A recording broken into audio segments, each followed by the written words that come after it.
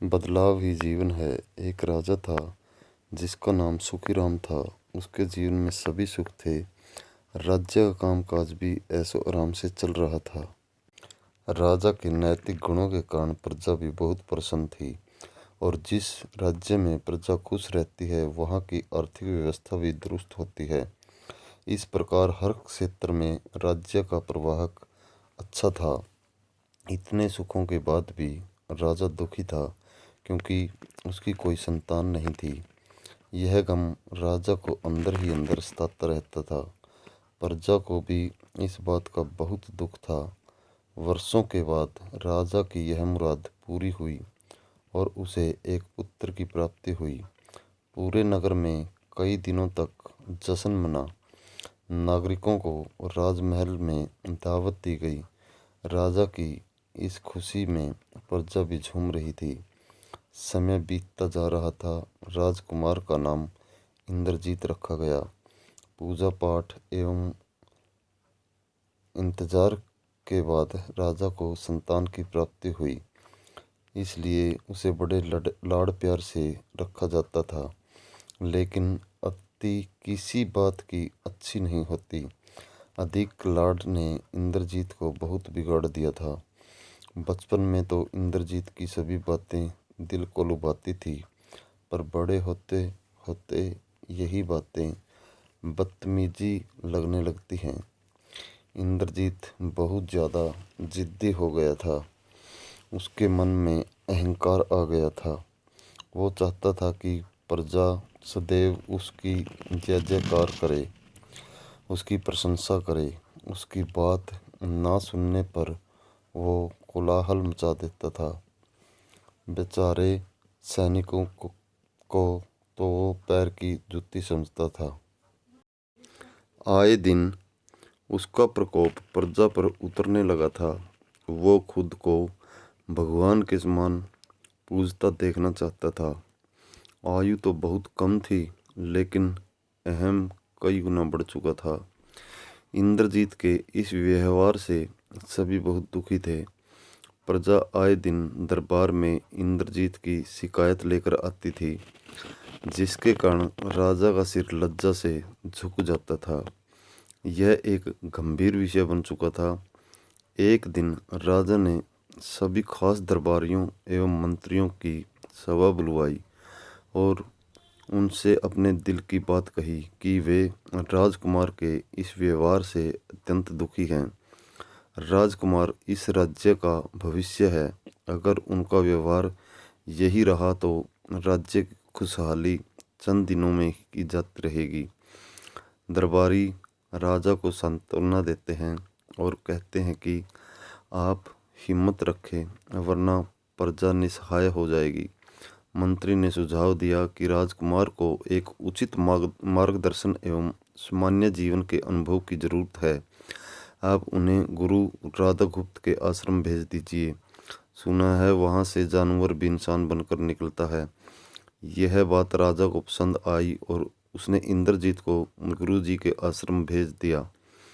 अगले दिन राजा अपने पुत्र के साथ गुरु जी के आश्रम पहुँचे।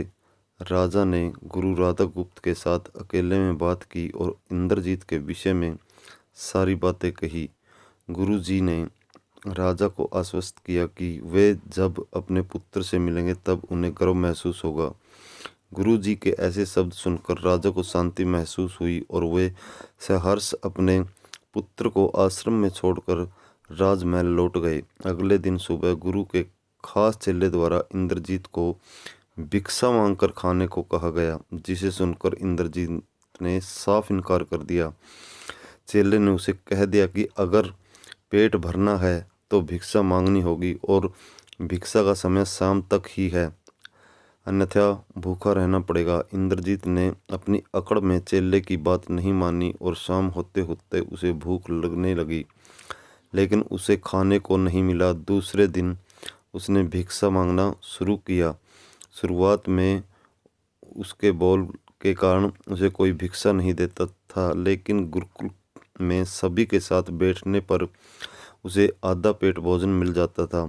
धीरे धीरे उसे मीठे बोल का महत्व समझ आने लगा और करीब 1 महीने बाद इंद्रजीत को भरपेट भोजन मिला, जिसके बाद उसके व्यवहार में बहुत से परिवर्तन आए। इसी तरह गुरुकुल के सभी नियमों ने राजकुमार में बहुत से परिवर्तन किए, जिसे राधा गुप्त जी भी समझ रहे थे। एक दिन राधा गुप्त जी ने इंद्रजीत को अपने साथ सुबह सवेरे सैर पर चलने को कहा। दोनों सैर पर निकल गए। रास्ते भर बहुत बातें की। गुरु जी ने इंद्रजीत से कहा कि तुम बहुत बुद्धिमान हो और तुमसे बहुत अधिक ऊर्जा है, जिसका तुम्हें सही दिशा में उपयोग आना चाहिए। दोनों चलते चलते एक सुंदर बाग में पहुंच गए, जहां बहुत सुंदर सुंदर फूल थे, जिसमें बाग महक रहा था। गुरुजी ने इंद्रजीत को बाग से पूजा के लिए गुलाब के फूल तोड़ने को कहा। इंद्रजीत झट से सुंदर सुंदर गुलाब तोड़ लाया और अपने गुरु के सामने रख दिए। अब गुरु जी ने उसे नीम के पत्ते तोड़कर लाने को कहा। इंद्रजीत वो भी ले आया। अब गुरु जी ने उसे एक गुलाब सूंघने दिया और कहा, बताओ कैसा लगता है। इंद्रजीत ने गुलाब सूंघा और गुलाब की बहुत तारीफ की। फिर गुरु जी उसे नीम के पत्ते चखकर उसके बारे में कहने को कहा। जैसे ही इंद्रजीत ने नीम के पत्ते खाए, उसका मुंह कड़वा हो गया और उसने उसकी बहुत निंदा की और इधर उधर पीने का पानी ढूंढने लगा। इंद्रजीत की यह दशा देख गुरुजी मुस्कुरा रहे थे। पानी पीने के बाद इंद्रजीत को राहत मिली। फिर उसने गुरुजी से हंसने का कारण पूछा। तब गुरुजी ने उससे कहा कि जब तुमने गुलाब का फूल सूंघा तो तुम्हें उसकी खुशबू बहुत अच्छी लगी और तुमने उसकी तारीफ की, लेकिन जब तुमने नीम की पत्तियां खाई तो तुम्हें वो कड़वी लगी और तुमने उसे थूक दिया और उसकी निंदा भी की। गुरुजी से इंद्रजीत को समझाया, जिस प्रकार तुम्हें जो अच्छा लगता है तुम उसकी तारीफ करते हो, उसी प्रकार प्रजा भी जिसमें गुण होते हैं उसकी प्रशंसा करती है। अगर तुम उनके साथ दुर्व्यवहार करोगे और उनसे प्रशंसा की उम्मीद करोगे तो वे यह कभी दिल से नहीं कर पाएंगे। इस प्रकार जहाँ गुण होते हैं वहाँ प्रशंसा होती है। इंद्रजीत को सभी बातें विस्तार से समझ आ जाती हैं और वो अपने महल लौट जाता है। इंद्रजीत में बहुत परिवर्तन आता है और वो बाद में एक सफल राजा बनता है। गुरु की सीख ने इंद्रजीत का जीवन ही बदल दिया। वो एक क्रूर राजकुमार से एक न्यायप्रिय दयालु राजा बन गया। इस कहानी से हमें यह शिक्षा मिलती है कि हम में गुण होंगे तो लोग हमें हमेशा पसंद करेंगे, लेकिन अगर हम अवगुणी हैं तो हमें प्रशंसा कभी नहीं मिल सकती।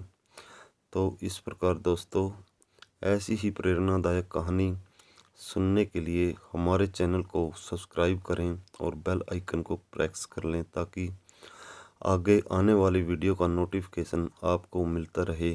धन्यवाद।